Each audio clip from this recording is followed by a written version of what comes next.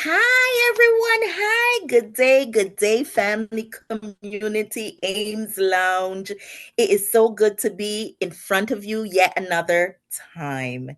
I hope you guys are doing really, really well despite this cold weather that we're experiencing. I hope you all and your families are blessed, staying warm, and staying out of the freeze. Today, I do have a beautiful, wonderful surprise for you. A gift. Yes, I do. I do. I most certainly do. So you can enjoy while you're out of the cold. We have today Marie McKenzie. Mrs. Marie McKenzie is a registered nurse, educator, an award winning and number one Amazon best selling author who writes trauma informed books about healing, caring, and being human. She brings over 2 decades of healthcare experience to her work. But what readers often notice first is the tone. It's calm, it's honest, and easy to sit with. Her books don't rush healing or offer quick fixes. They're written for people who want understanding, steadiness, and language that feels safe. Marie writes from a trauma informed perspective rooted in dignity, choice, and compassion. She believes healing happens best when people feel respected and not pressured to explain or perform their pain. That belief shows up on every page. Across multiple Amazon number one best-selling titles, her work has been recognized for being both practical and deeply human. Readers often say her books feel grounding, something to return to when things feel heavy or unclear.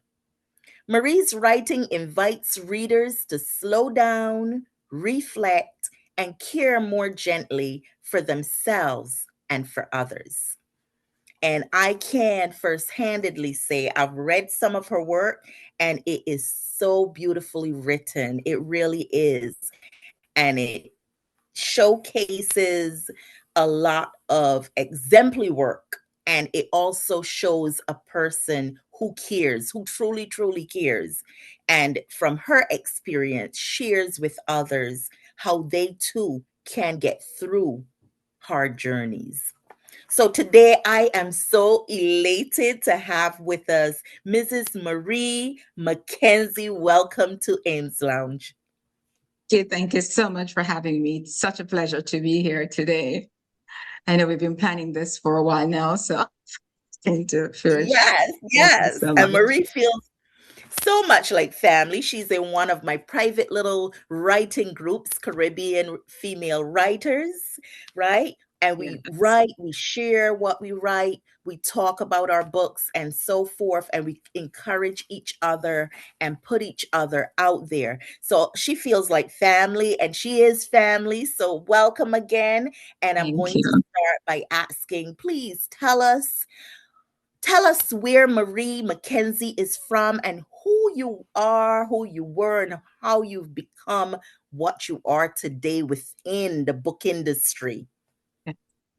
I am Marie McKenzie. As you said, I'm originally from Jamaica, and that's a big part of who I am or was. That's where my resilience was built, my love for people, walking beside strong women like my aunt, who's my role model, and the love for people. She's a nurse, and I always wanted to be like her. I've been in the United States for over 20 years, currently living in Orlando. Who I was for a long time was someone who looked amazing on the outside, but was walking with a lot of scars and trauma on the inside. You know, I became a nurse in the emergency room caring for sexual assault survivors. And, eventually I became an author and an educator. And that was not because I planned it. Healing asks for more. As you walk the journey and you're committed to the journey, it wants more from you, because as you heal, you discover other things that, oh my God, I can do this. I didn't know that I could. Who I became as someone who answered the call and am walking in purpose to support survivors and help healthcare providers who care for them, provide trauma-informed care. So that's my purpose, and that's who I have become today. Writing trauma-informed books, educating providers, and providing trauma-informed survivor-centered care for survivors. And you know what headline just spouts out to me right now? Past, pain, passion, help. You have come from a past with some pain, and you've turned that into a passion for helping others. And that I could see right there. That's the headline. So, what are some of your hobbies? Let's lighten it up a little bit. What are some of your hobbies outside of writing? Hobbies. I love working out. Whether it's be lifting weights, I love weights, and I love to walk. So those are top hobbies. Writing has become a passion of mine, and making healthy and plant-based. And I love to cook plant-based food because I don't have to have a recipe. I just throw plant-based items together, and it's always come out beautiful. So journaling, writing, exercising, and cooking plant-based. Those are some of my hobbies. Beautiful, beautiful. You sound like another good friend I have in the group, Mrs. Marva Riley. I could see the two of you coming on together and really taking control of the health aspect. You know, she Definitely and I want. went to nursing school together. Oh, wow, wow, Yes, we've known wow. each other for Beautiful. many, many, Okay, many years. Yes, wonderful. So I might have you power couple come on one time. that would be That would be nice. amazing. Yes. Okay, so Mrs. Marie, how?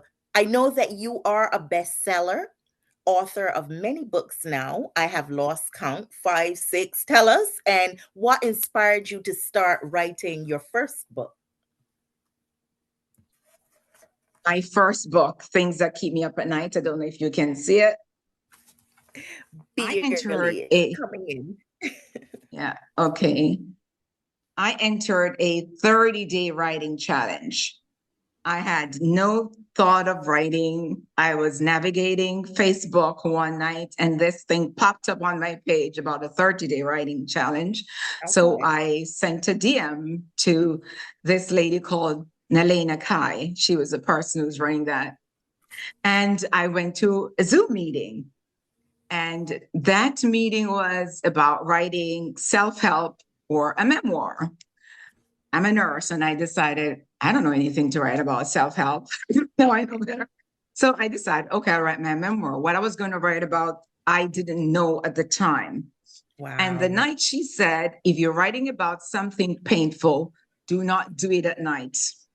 I got off that call that night and started writing my first book that became Things That Keep Me Up at Night.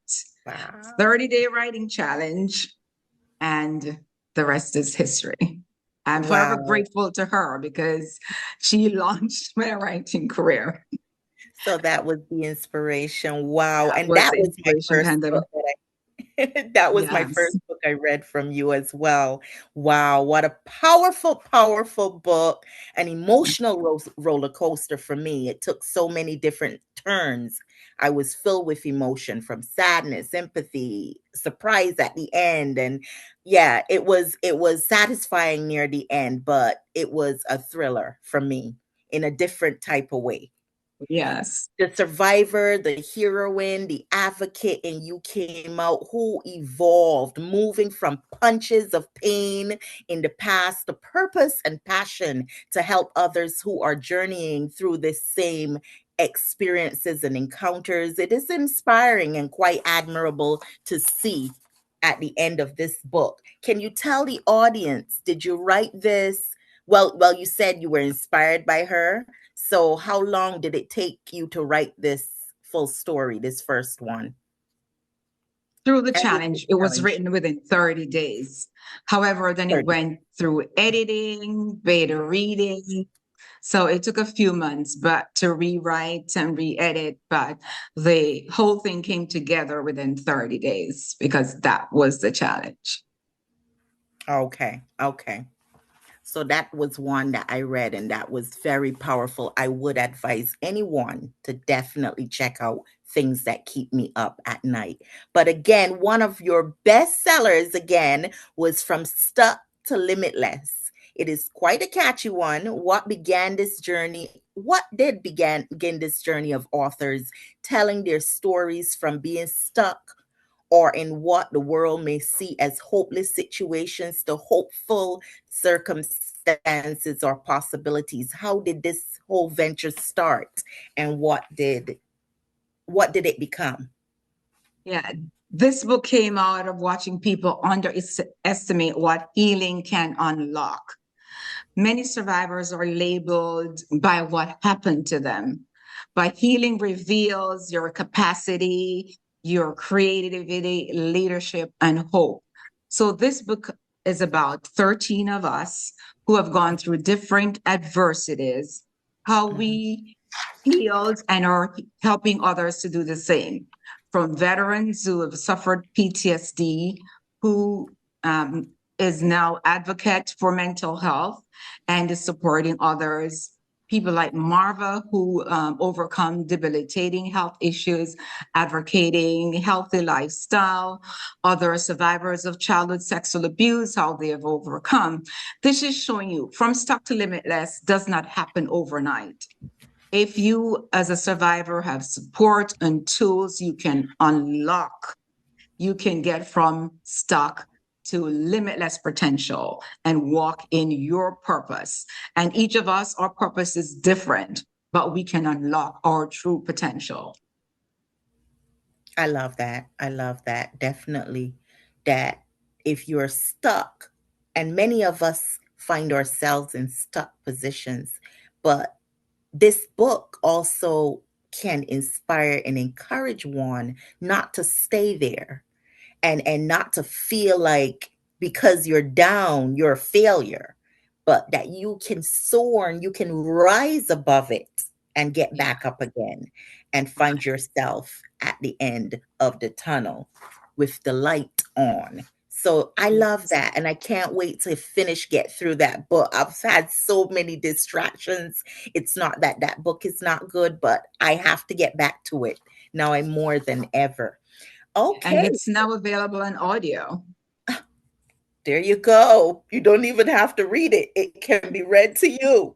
So Right. no excuse not to get this book, not to get this book. So run, don't walk, and grab that copy. Stuck to Limitless. And then I saw one that I didn't get yet, but I definitely will have on my radar. 90 Days of Pleasure. When I first saw that, I thought, spicy romance novel. Haven't gotten the chance to read it yet, but I heard from someone that it's not what I think it is. So No. tell us a little bit more about this one. So that title is so deceiving. People see 90 Days of Pleasure and think erotica. It's a part of a 9-book series, and each 9 books are standalone. You don't have to read them in order or anything. It's about a couple who spend 10 days in different places, and mine is based on they went to Arabia, which is Dubai. So it's this couple, an older woman and younger NFL NBA player. And it's just a nice, clean, romantic suspense. So it's Oh, it's not erotica. So I won't give away the okay, not story. too You got to spicy. get the book to find out what it's unlocked. So it's Gotcha. co-authored with the amazing Nelena Kai, Today and Essence best-selling author. So she's the one whose 30-day writing challenge got me started. So that was my second book I co-authored with her and my only fiction to date. Okay, all right. I'm gonna have to get that for my library as well. Beautiful, beautiful. Because most of your books I have digitally, but that sounds like one I need to put inside my Paper. library. Cool. It's very So, good, as they say. okay, great, great. I can't wait. I can't wait. All right. So then we had one that I came upon as well that I have not also read.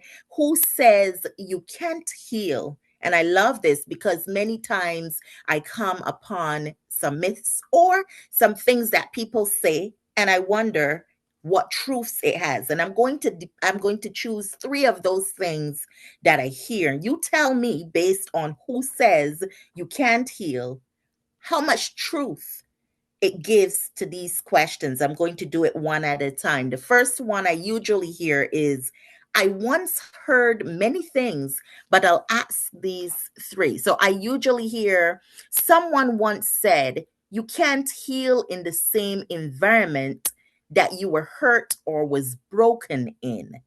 What do you say, or what does who says you can't heal say about this statement?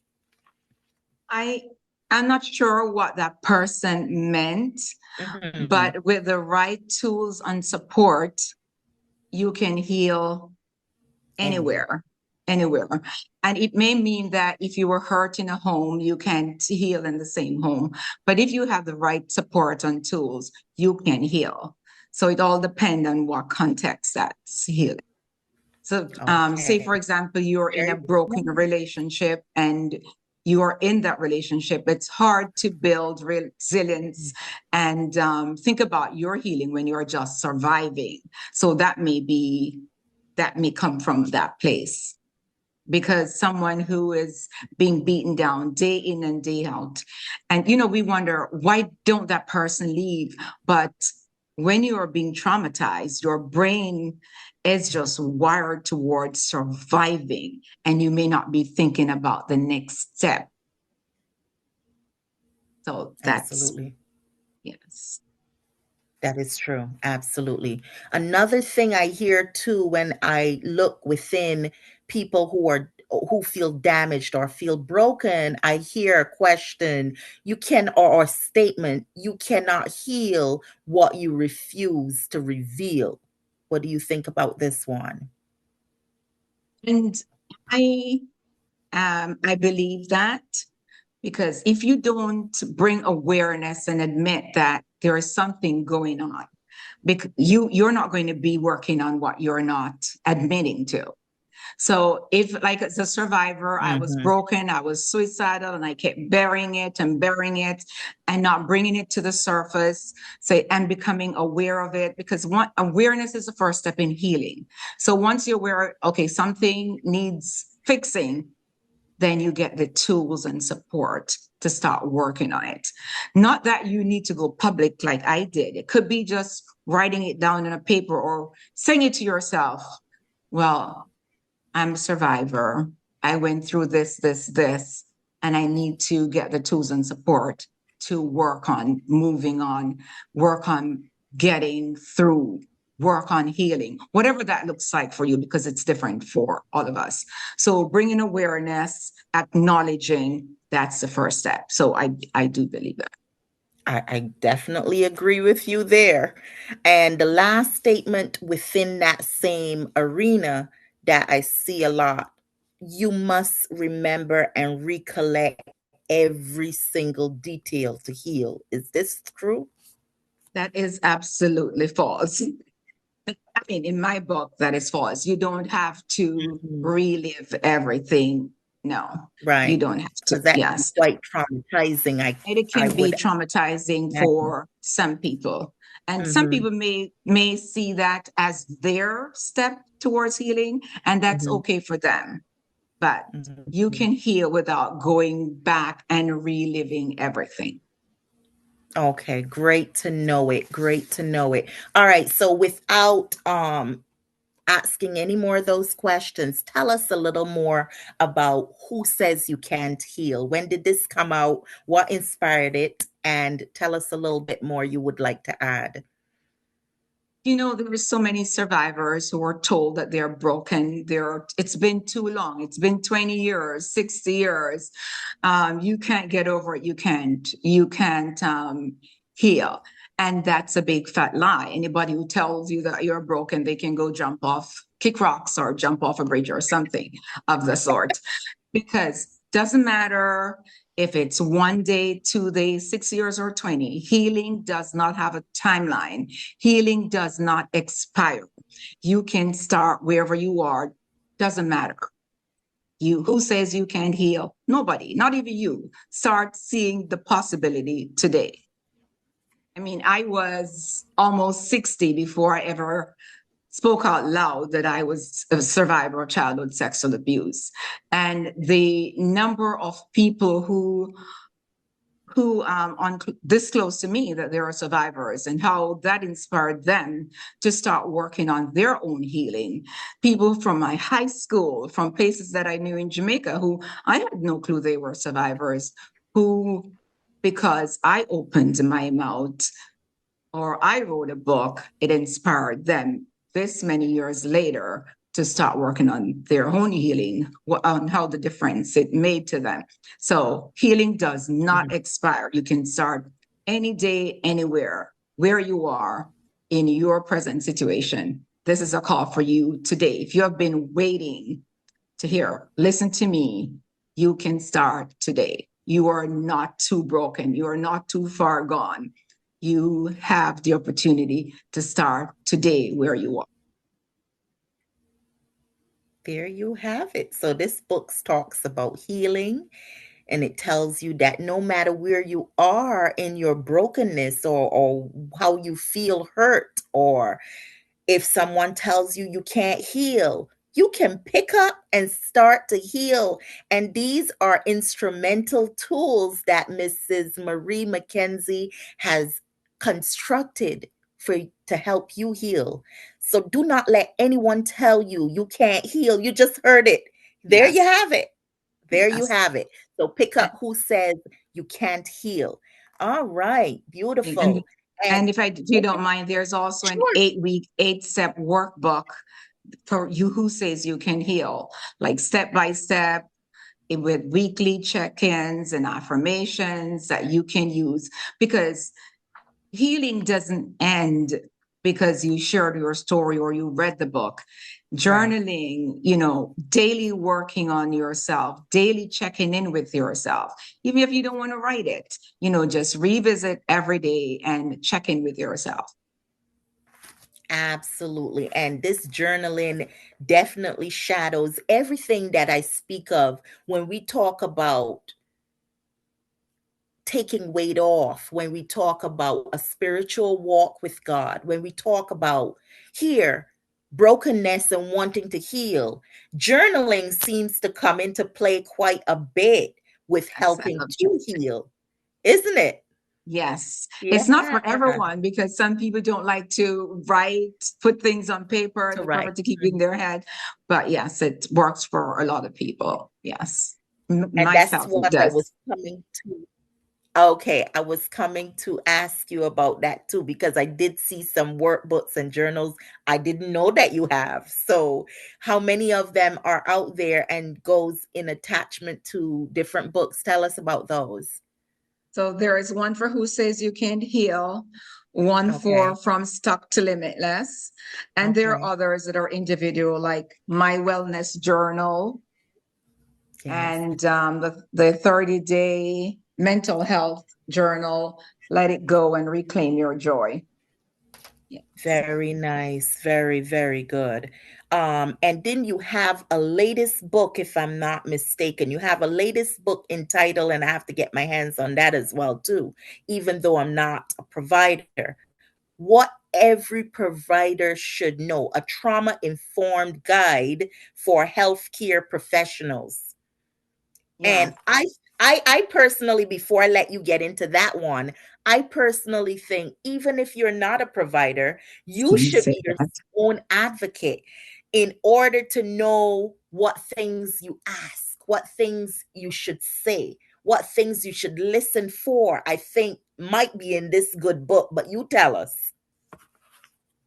What every provider should know, a trauma-informed guide for healthcare professionals. And I write it specifically for healthcare professionals from a survivor point, from an ER nurse, and now an educator point of view. Now, recently I was teaching a class, trauma-informed class, to a group of doctors. And I asked the question, how many of you have ever heard of trauma-informed care or attended a class? One person. They don't teach that in medical school. I was really shocked as a healthcare provider. And this book, even if you're not providers, remember, survivors show up in every setting, in your school, in your churches, in the clinics, in the OBGYN's office, in the internal medicine, concierge medicine, not just in the emergency room. They're in inpatient care. So we all need to know how to approach someone, because not everyone you see is going to say, I'm a survivor. Right. As a survivor, we walk into the hospital with belly pain and they don't share that they're sexually assaulted or a survivor of domestic violence because they don't feel safe enough to share. Now, if we don't treat every patient or every person we come across from a trauma-informed perspective, we are not creating a space of safety for them to feel safe enough to disclose and get the help they need. So many times, it's up to 88% of people who are trafficked have come across a healthcare setting without disclosing.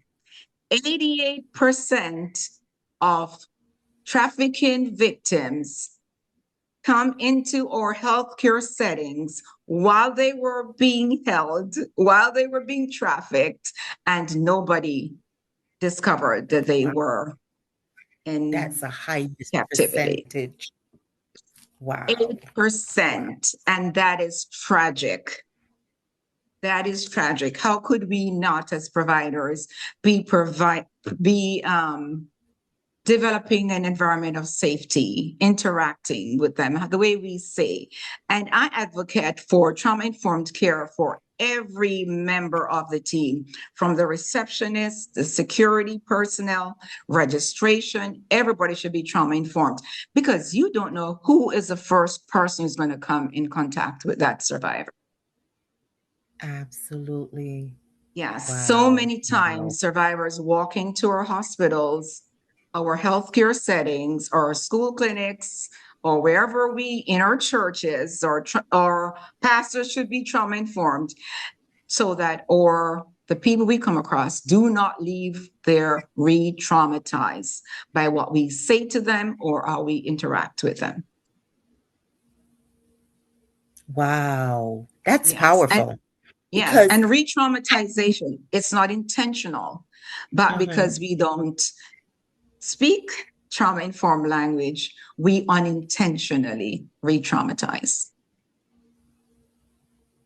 that makes sense. That makes a lot of sense. And I never really thought about it with every person that they may come in contact with, but that's absolutely true, because the minute they Yes. hit the hospital door or the church door could be a set off with what Yes. you do or say. So yeah, Yes. absolutely. Yes. Absolutely.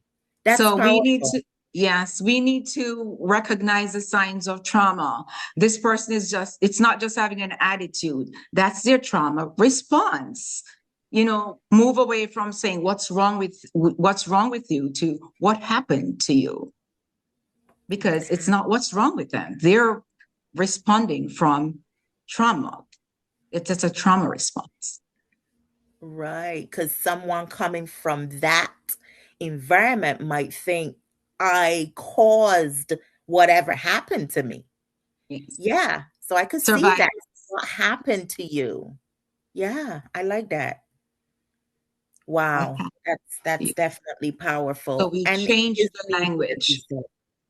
changing the language. I like that. Yes, yes, that is needed and necessary. I like that. Yes, we definitely need that, and to think that the security guard, the pastors, definitely the doctors. I'm shocked when you I said, was shocked. they weren't open to that. or But experience that? I was very impressed. This class was Mm-hmm. over an hour and they were so engaged. They asked questions, they leaned in. And we had little exercises. How would you say this differently? And at the end, they just stood up and cheered, and I was like, amazing. And I see them from time to time, and Wow. they keep saying, "Oh, that was so important what you shared with us." One of them reached out to Informational. me afterwards, asking me for tips on how to respond to certain situations. And they invited me last week they were having a conference where one of them was presenting on a case they had, and they invited me. And, they did all the trauma informed things. I was so impressed. That is Yes. wonderful. That's wonderful. This is one that you have a workbook with, correct? No, this one doesn't have a workbook yet. Oh, this needs one. Yes, Yes, it definitely for does. It conferences does. as I will those. work on that. Yes. Yes. Yeah, definitely, definitely need one for that so that they can do the little workbook pieces and keep it to memory for those times when they need that. That's wonderful. Wonderful. All right. So, and I find that this is a brilliant idea. I always thought about making an asset with my books, and that's part of the workbook aspect so that children, I myself did it to inspire children to remember what the book has taught. But this is great the way how you put your workbooks to help them engage within what they've just read, and to Right. also, I find, to remember how to That helps to handle these remember. cases. Yes. Yes. So that's a brilliant idea. Brilliant, brilliant. Thank you so much. You're Okay, welcome. so as we get ready to conclude, I'm going to ask you about your processes through writing. What were some of your processes from writing the book to publishing it? Did you go the non-traditional route? Did you go the traditional route? Who did you use? Help some of those who are now starting to write to find a place to start, and where did you end up?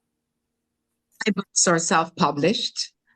I was very fortunate through Elena Kai. I landed in her group, her Facebook group of authors, beta readers, audit editors. So my editor that I had from 2021 when I wrote that book is still my editor today. She lives in Jamaica. Jael Campbell, she's a amazing writer. She writes a lot of amazing page turners. So editing, get your book edited, professional editing. There is no substitute for professional editing. I will never send a final book to publish on my Mhm. editing alone because I can spot anybody's errors. Mine, I don't see it until it comes back from the editor. I'm like, how did I overlook that?